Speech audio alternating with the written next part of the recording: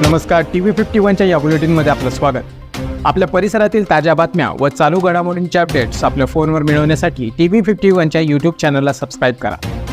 बातम्यांचे नोटिफिकेशन्स मिळवण्यासाठी बेल आयकॉनवर क्लिक करायला विसरू नका।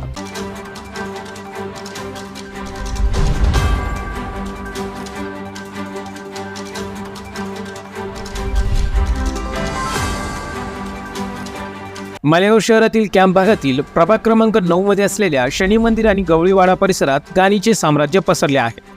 उघड्यावर डुकरांचा संचार होत असल्याने नागरिकांच्या आरोग्यावर गंभीर परिणाम होत आहे। या गंभीर परिस्थितीसाठी महापालिका, स्वच्छता विभाग आणि नागरिक दोघेही एकसारखेच जबाबदार आहेत।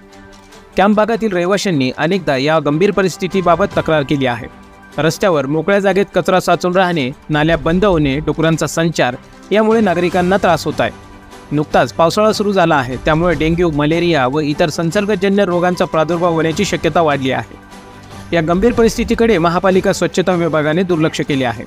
तक्रारींवर वेळीच कारवाई होत नाही आणि स्वच्छतेची कामे नियमितपणे केली जात नाही असा आरोप नागरिकांनी केला आहे।